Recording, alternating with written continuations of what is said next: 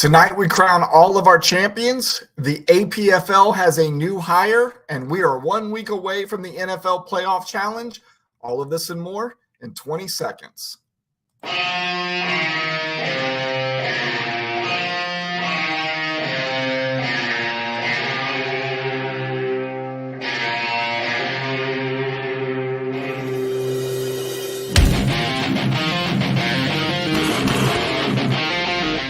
Hey, fellow fanatics, welcome to the Fanatically Real broadcast, sponsored by Nature Coast Tailgating and Apparel, the official apparel of the FSA. How is everybody out there tonight? Make sure you say hello to me so I can throw you up on the screen and say hi back. Who's out there? Happy 2024, MJ. It was good to have you and Kevin and one of the kids over the other night for New Year's. I think it was the first time that I actually stayed awake to see the ball drop in 10 years. Somebody reminded me. So Sean on with us as well. Sean, how are you? Good to see you both on. So this wasn't the outfit that I was going to have on the show tonight. Matt, what's going on, man? I originally had a Coca-Cola hoodie and a Coca-Cola hat on, and then I started thinking about it in the national championship game, and I was like, wait a minute. They're going to play that game before we go live again, and I want to be able to show off the Michigan stuff while I can now, in case they end up getting beat by Washington. That way, I at least say I had it on prior to the game. So T-shirt that was on underneath the Coca-Cola hoodie. I think it says it all. And then threw the hat on real quick. So hopefully you all had a great and safe new year. Looks like from all the chatter on Discord, everybody is good to go for 2024. So I hope everybody got to celebrate in a good fashion. Hail, hail. Yes, ma'am. Go blue. All right. So let's get to these results to crown all of our champions. So for the second year in a row, the NFC has taken the APFL crown. The Green Bay Cheeseheads did so by defeating the Miami Barracudas 142-118. Good thing for the Miami Barracudas and good thing for the AFC. Miami Barracudas have now represented the AFC in both bowls. So we now have an APFL 2024 champion. It is General Manager Damian Scott. He is the General Manager of the Green Bay Cheeseheads. They are our 2024 APFL champions. Yeah, you guys, it was a good battle. You guys are both going to have good teams going into next year. I expect probably one of you to be there again next year, and hopefully we can make it a three-peat and get Miami in there again. So after losing to the Mafia earlier this season, the Washington Hogs tied the head-to-head record for 2023 after defeating Buffalo 78-63. Now, this was our third and fourth place game for the APFL. We're going to talk about that here a little bit on the show. I think we're going to do a small amount of changes for that third and fourth place game in the 2024 season. We've talked about it a little bit in the Discord chat, and I want to bring it up here again as well. We have a lot of slack to make up in a lot of ways over on the AFC side. Definitely. But before we talk about what that third, fourth place game is going to look like, one of the things I wanted to get back up on the screen again was this order right here. Let me see if I can get this down and me back up for a second. I wanted to get that draft order down there at the bottom again for the AFC. Now, this is the draft order on the AFC side from pick 1 through 16 in round 1. And remember, this is a straight draft, not a snake draft when we go in and do this. This is the draft order, not necessarily who is actually picking in those spots. Because of all of the trades that were made and stuff like that, there's going to have to be an updated list. This is just the list of where everybody ended up finishing, so we know which pick that particular team has prior to or before we get to the list with who made all of those trades and stuff like that. So let's get the NFC up there so everybody can see that and let it sit up there for just a second. If anybody has any questions about that, go ahead and ask. And then what we're going to do is we're going to talk about this third and fourth place game for a little bit. All right. So this third, fourth place game. So we had a couple conversations on there. And I actually got a little confused before we went into that game. And I think it was probably more confusing with the verbiage that I had for that particular game written in the rules. So to try to unconfuse myself, one of the suggestions I had was, instead of even playing a third, fourth place game and giving out a different amount of 375 to the third place team and 325 to the fourth place team, what if we just did, they didn't play at all and it's just 350. And in all of y'all's infinite wisdom, you came up with what I think is even better idea. So I love to theme and brand things. So this is our third and fourth place game. So somebody suggested, why not do $300 and $400? So the 400 would go to the third place team, of course, and the 300 would go to the fourth place team. And I like that idea. So instead of going 375 or 325 or 350, we're going to do 400, 300. And that's how we're going to pay out next year. And we're going to rename it as well. So this is my idea, that I want to steal another name from the NFL, as we are in emulation league, and try to do as much as we can similar to what the NFL does. Usually, back when the NFL still played a traditional Pro Bowl, the coaches of those two Pro Bowl teams were basically the third and fourth place teams. They were the AFC, NFC teams that did not make it to the Super Bowl. They were the losers in the AFC and NFC Conference Championship. It's kind of like this. I hate to use the term loser, though, because third, fourth place is still a very big deal in a league like this, and it still has a very good payout. So regardless of all that, I want to rename this the Pro Bowl. So what's going to happen is the two teams that get eliminated in the conference finals will play this third, fourth place game that we're now going to call the Pro Bowl, and the payout for this is going to be $400 and $300. So I just wanted everybody to know that. So when you see that change in the rules and you start asking questions, what the heck is that about? That's what that's about. So let's also talk, while we're here on APFL, about the dispersal draft. So we know that Indianapolis is not coming back. Jacksonville has already said that they want to throw their hat into the dispersal draft. You all have read it over on the Discord channels about what is the catalyst that would cause a dispersal draft. Well, it will be a team leaving the APFL, in this case, Indianapolis leaving. And when that happens, other teams in that conference are able to throw their teams in a hat and do a dispersal draft.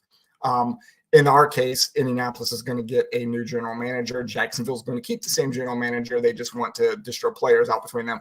I don't know of anybody else that has come up on the net and said, hey, I would like to be part of this dispersal draft on the AFC side yet. I will be hitting it hard tomorrow and all the way through the weekend, because we have 12 more days for anybody to make that decision. Now, when we do have a dispersal draft in one conference, we're going to open it up to the other conference as well. Because I want it to be fair across the board. But I do not believe, from everything that I'm seeing in chat on Discord, that NFC is going to participate in this at all. Jay, it's already spoken for. I will throw this up there so everybody knows why I'm saying that. It's already been spoken for. Let me recheck with him to make sure that he still wants to take the team. I will tell you that yeah, we'll talk offline about it, but it is already spoken for. I got a quadruple check to make sure he's still down for it. And then one last thing that I want to talk about while we're here in the APFL before we switch over to the redraft results is, and I did bring this up short, like a little quick stint in the Discord chat, about changing a scoring category for next year in the APFL. This is already going to happen in what we're calling next year the Wizard Redraft League, the WRL, which is the name replacement for the Fanatically Redraft League, because that's way too long. So the WRL is already going to have this scoring change made, which is we're going to take away the sacks against. So right now, if your quarterback gets sacked, it is -1 point against you. I would like to see if the APFL would like to take and remove that stat as well. And I know that's a bigger deal because of the way we drafted 2 years ago and the way we build our teams and stuff like that. I don't know, if taking that particular stat away is a huge change for anybody, but we'll take it to a league vote and see what everybody thinks. But for those that are on the redraft side, know that we are taking that stat away in the scoring categories next year. So that's going to segue us into redraft discussions.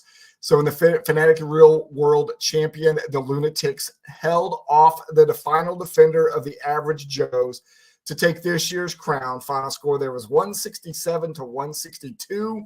Got to say congratulations to Anthony Monhay and the general manager of the Lunatics for not only winning the World Championship, but also winning the Black Dragons Regional Championship as well.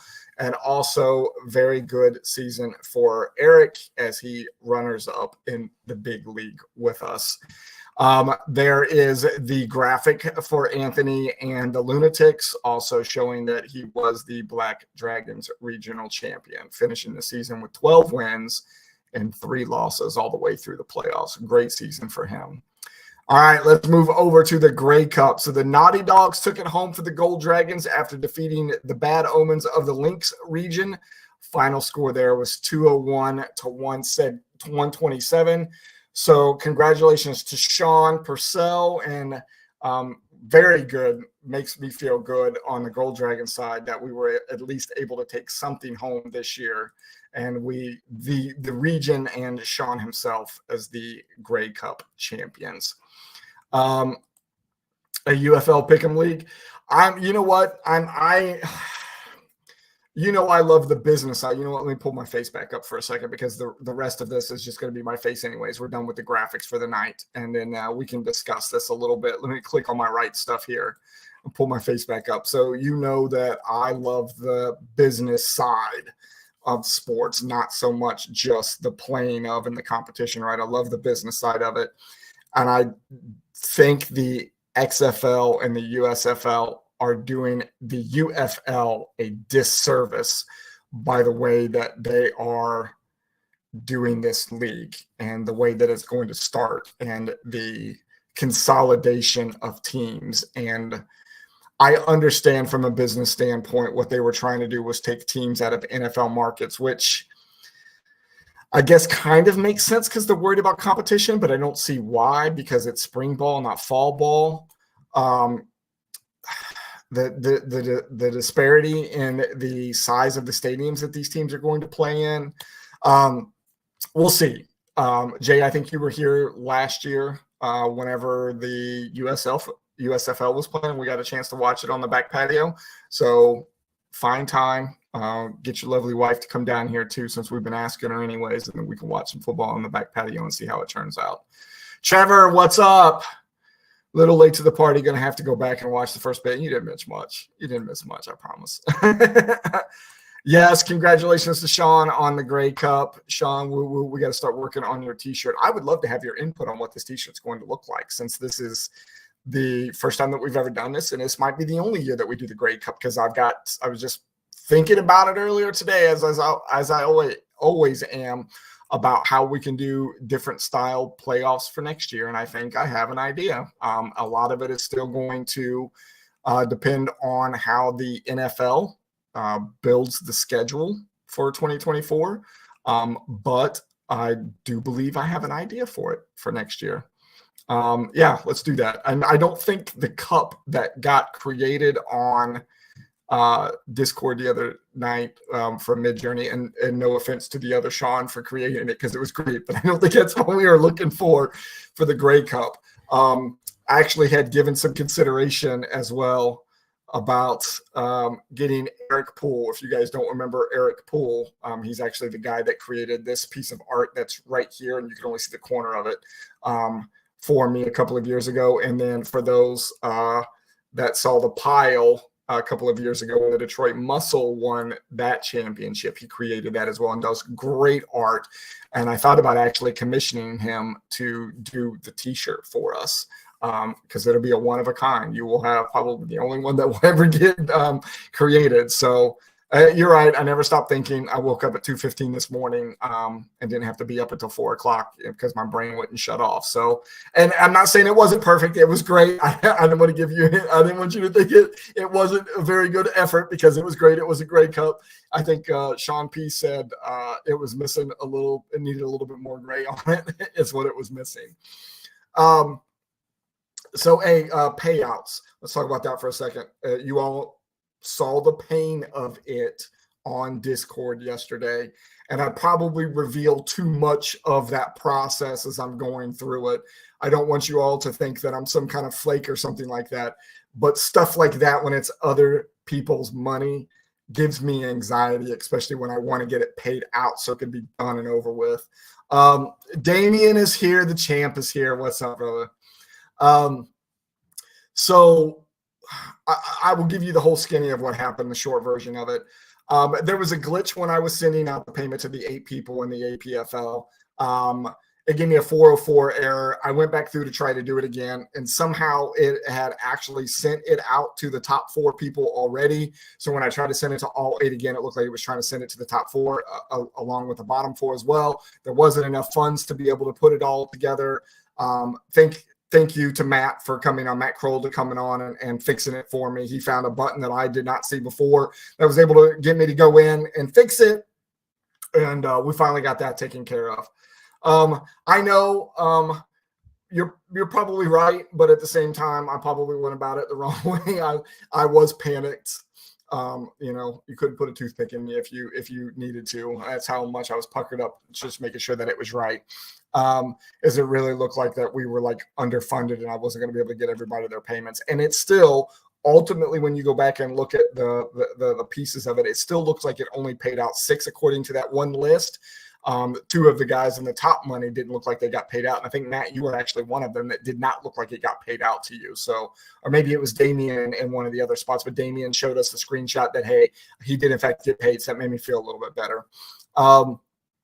So then we went to go do the payouts for the Fanatically Real redraft, and I was able to get 22 out of the 24 people that were on there. Now, this is a lesson learned on my part, and I'll probably reveal a little bit too much. Go ahead and pay again. What was it, $1? Yeah, I get you $1. Jay, have a good night. Happy New Year to you as well. Text me in a little bit. Let me know how the babies are doing. So lesson learned, and I'll put some more dirty laundry out there. So we have 2 guys that got comped this year. One is the NFL Playoff Challenge winner, which we're going to talk about that here in a little bit and explain why or how you can win that. And then the other one is our sponsor, Nature Coast Tailgating and Apparel. I cover his fee every year for being a sponsor with us. What happens is I did not put emails in there saying that they had to pay this much money and then have me actually pay into it, right? So there was $120 that was already missing from the pot anyways, but I knew with what I take, it was going to get covered in all of that. Just my take was going to be less than it normally is, blah, blah, blah, all that stuff. Well, I was unable to pay those 2 guys out because they actually earned money this year, because I didn't have them loaded in there with email addresses. So we did the first 22 people, and for whatever reason, a setting on my side, I decided to say this year accidentally that it would be done by league vote. I have no idea why I did that. So we had to hit 35 people to say yes to releasing the fund. So we get that done for the 22, and I still had the other 2 people to go plus to pay myself. So we ended up doing a second payout, which was the remaining $400. That way I could dish the money to both Mike Lewis and then off to Brandon as well.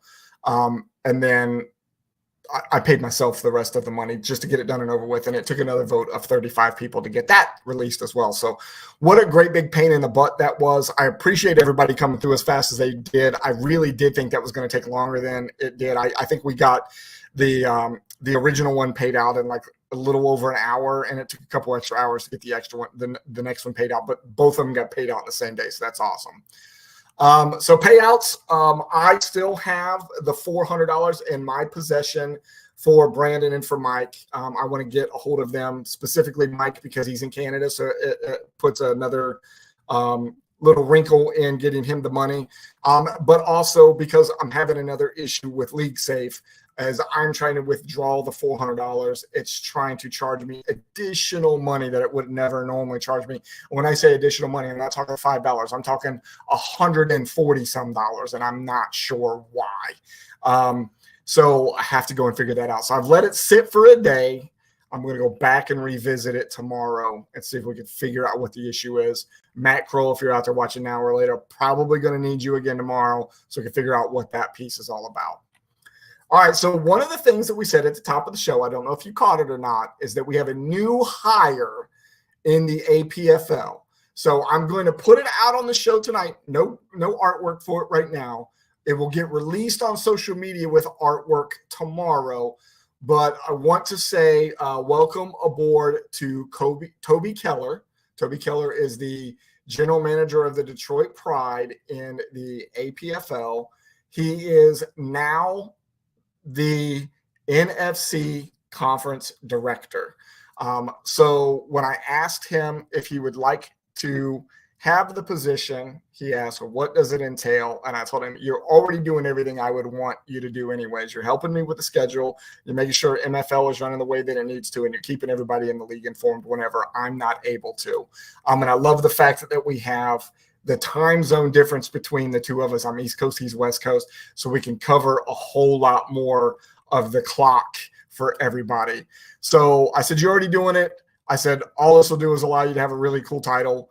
And he said, yes, I want to do it. So Toby Keller, welcome aboard, the APFL NFC conference director, and it will get released tomorrow on social media. So we were talking about it. Sean E is out there. He even put some art out on Discord for us last night about General Manager of the Year and Rookie General Manager of the Year. So you could probably see on Discord happen tonight that there is a lot of different things happening on Discord as far as automated things being popped up, which is reminders for this show for tonight, automatically posting from TikTok over, from YouTube over. It seems to have bugs, not our issue. Seems to be the bot itself that's having those issues. But in those bot things, we have found that there is an actual way to do polls.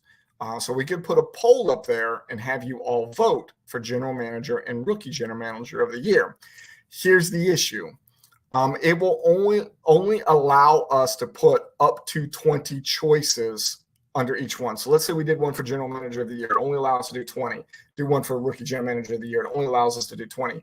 The problem with that is we have 45 general managers this year and 27 rookie general managers this year. So the list won't allow us to do everything. So I'm trying to figure out what I can use as criteria for picking out the 20 that should go on that list. So if you have any ideas, bring them forward. I'll put something on Discord similar to what I'm saying right now out there for you all to read tomorrow for those that aren't watching the show or watching the show later, need more explanation. So we can figure out what that criteria is going to be to figure out the 20 people that we want to put on both sides. Maybe we don't need 20. Maybe we only need like 3 on the Rookie General Manager of the Year. And then maybe we could say, only if they made the playoffs or something like that for the General Manager of the Year. Maybe that could be the criteria. But send your ideas my way, and that's what we'll do for those, and we'll put a poll out there. Now, all of this, we have time.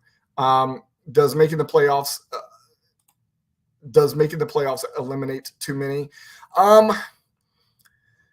Is that okay? So I must have said it. Your question took a little bit to get in. No, I don't think so, because you got to think of how many people we actually took to the playoffs. So let's just go inside the regions themselves, and we take everybody that went into this crazy format of the 500 and above.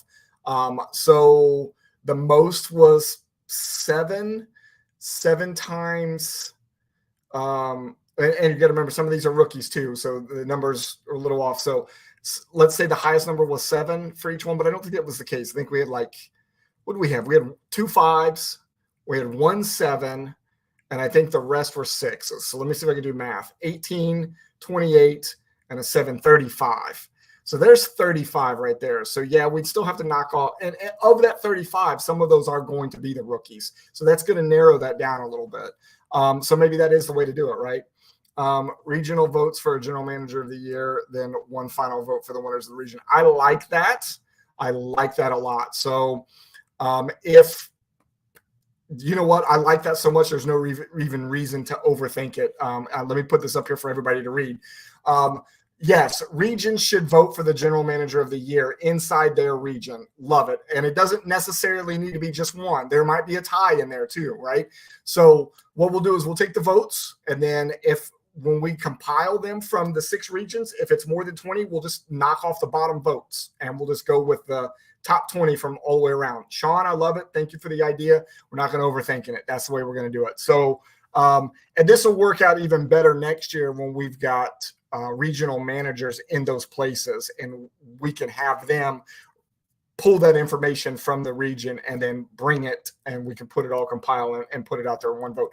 Beautiful idea. I'm glad you decided that you're coming back next year. You're coming back to dominate, if I remember right, from what you had said to me. But that's a great way to do it. That's how we're going to do it. Perfect. Now, rookie general manager of the year, we have 27 of those. I'm pretty sure that one's going to be a pretty good idea. Let's say in this case, we could just take the ones that end up being 500 and above on the rookie side, and we'll just put them in the vote. And I think that's the way to do it then as well. Great way of doing it. Vote for the general manager of the year inside your regions. I guess we could probably do the same thing for the rookie. There's one region that I think has 0 rookies in it. So there'd be one that wouldn't have anybody to go anyway. So maybe we got to handle the rookies just slightly a little bit different. So that takes care of that. We'll move on to the next subject, which is the NFL Playoff Challenge, which we mentioned at the top of the show. We've kind of mentioned about how you do the payouts with that, or what you win for that. That's how Mike Lewis was able to play for free this year. So the NFL Playoff Challenge is a week away. We have to get the regular season of the NFL done before the Playoff Challenge will open up on NFL.com, which is where we will play it like we do every year. We will get the details out for everybody. You are not required to play in the NFL Playoff Challenge. However, if you win it, you get a free entry into playing next year.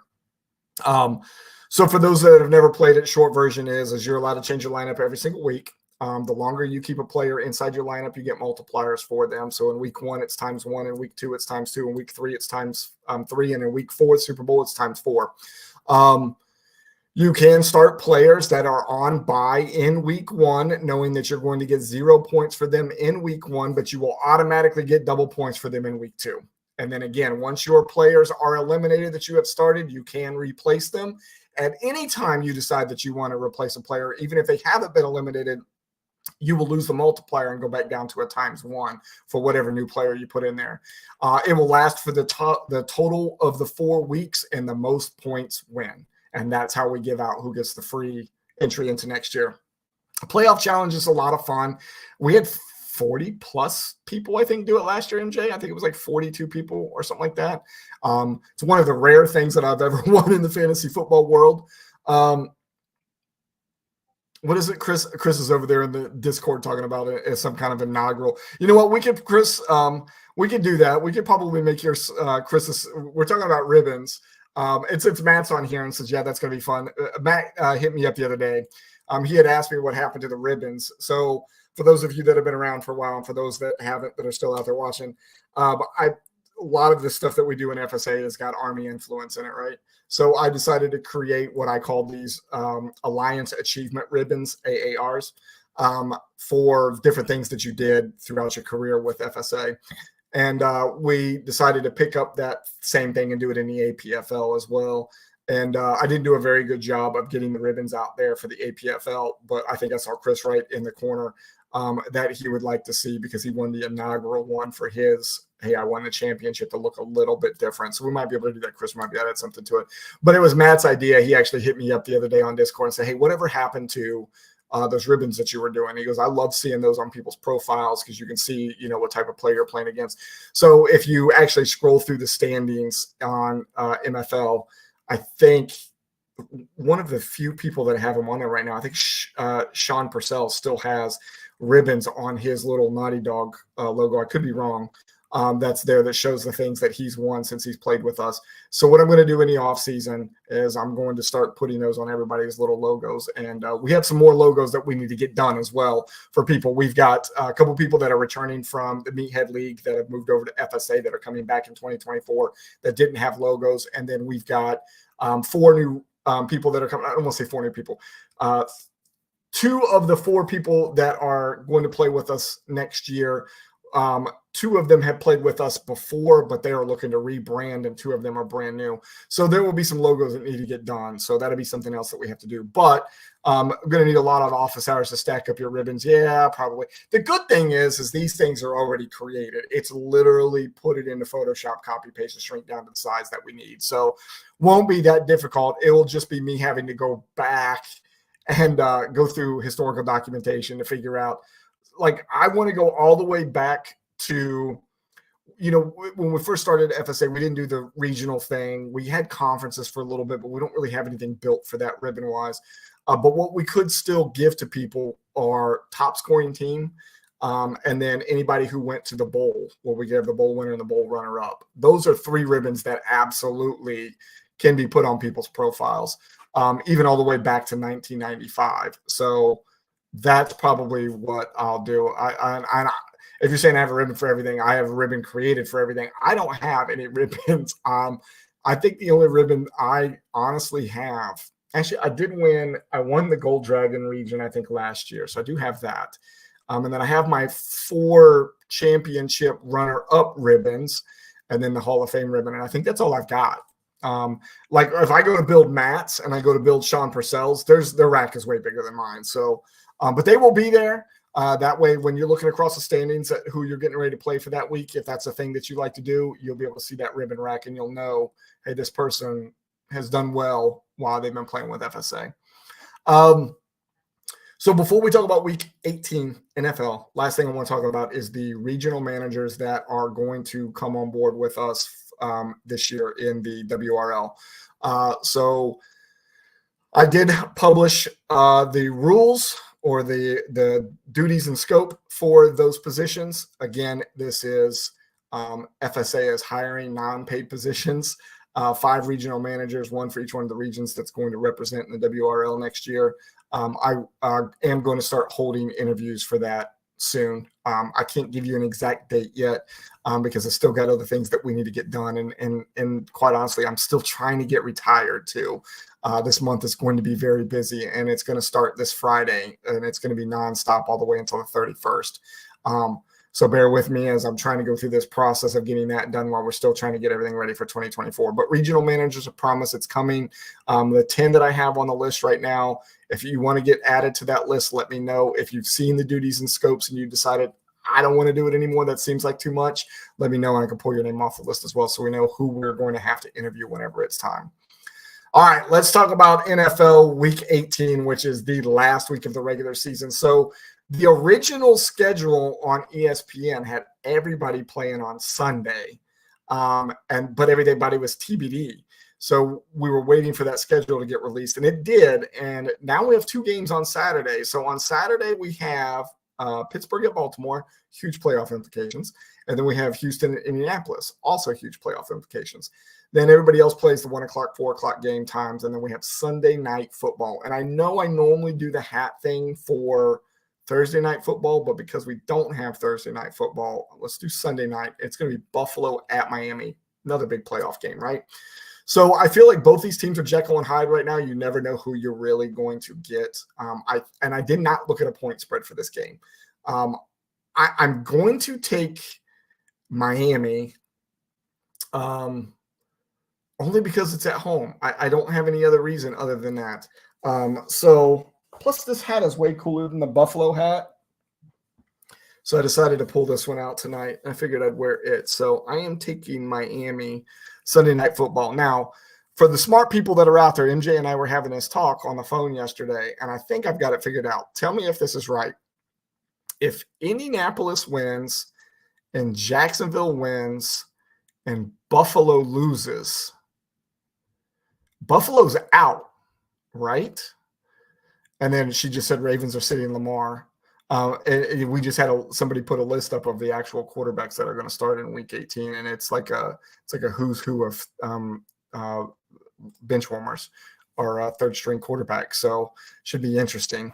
Baltimore's already in.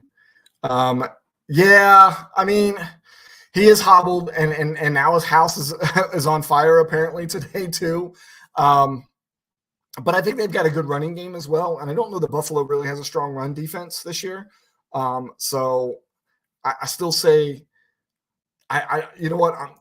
I got the hat on. I can't go back. I can't go back. Buffalo is favored by 3. Okay. I'm still taking Miami. I think I've got the last couple weeks wrong anyway. So why should this week be any different, right? And I just like this hat better than the Buffalo hat. We'll just go with that for tonight. How about that? So the next broadcast for us. Oh, you know what? I want to say one thing. So as we're talking about the general manager and regional general manager, the general manager and rookie general manager of the year, and now we have a way of how we're going to pick that out. Again, Sean, great idea. We will have time to vote because we're not going to reveal those until the awards show. So I want to talk about when the awards show is going to be, and then we'll talk about next week's show. So the awards show, y'all know we do the show on Wednesday nights, and we always do the final show, which includes our awards show on the Wednesday following the Super Bowl. If you've looked at your calendar, Wednesday after the Super Bowl is February 14th, Valentine's Day. Ain't no way that that's going to fly here. So we're going to do the show a day early. We're going to do it on Tuesday on the 13th. So mark that on your calendars. Tuesday the 13th, we will do the show. So that will be the award show. We'll be giving out general manager of the year, rookie general manager of the year, top scoring team. And we'll probably give out just some of the regular awards like, hey, here's the people who won the regions. Here's the people who won APFL divisions and stuff like that. So I don't want to do the weekend after. I don't want to wait a whole week to get it done because what happens is as soon as we get done doing that award show, I get to shut my brain off for the rest of the month of February, but not really because it seems to be some of my busiest time. I just try not to let you all know that I'm that busy. I'll tell my wife we're skipping Tuesday dinner. So like, oh no, so you guys are going to do a Tuesday dinner instead? Oh no. Well, you've already, let's see, we couldn't get you on the show last week because the in-laws were in town, and now we're not going to be able to get you on the show because you guys are going to do an early Valentine's Day, it sounds like. Yeah, award show on 2/13/24. So I will get that up there tomorrow as well on our schedule.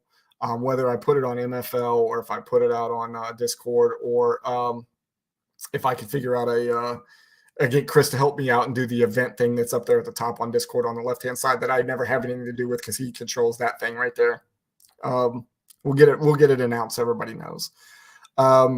So then next week we'll be on our normal Wednesday night. We'll do it on the 10th, which is a week from today at 8:30. That will be our Week 18 wrap-up show. That time we'll probably talk a little bit more about the NFL Playoff Challenge and hopefully it will be up and ready to go. And then I can show you all a screenshot and what it looks like to get everybody up and moving on that. This was a lot of me talking. I did not expect to talk this much. Want to get out of here for the night. I got up super early this morning and I have to do it again tomorrow. So I want to get a good night's sleep. So I appreciate everybody that's out there. Sean, Matt, MJ, thank you for all the great ideas. Congratulations to all of our champions. Damian, I don't know if you're still out there. Eric, if you watch this later. Anthony, if you're out there and you're watching this later as well, congratulations to you all. Sean P., congratulations on the Grey Cup. Get with me so we can start working on that T-shirt.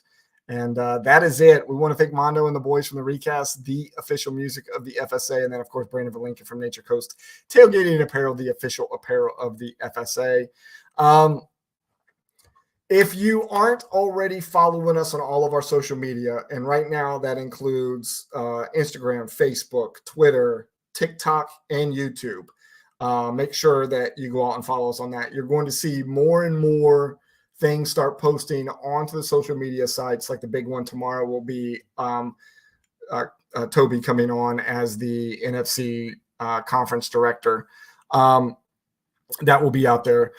This was the push that we were trying to do in 2023 that didn't quite happen because of all the shenanigans that happened this year. So we're going to get an early push for 2024 and start it now. So if you're not already following us on all of those things, make sure you go out and do. You should pretty much be able to find us on all of those platforms at iPlayFSA or just type in Fantasy Sports Alliance and you will find us.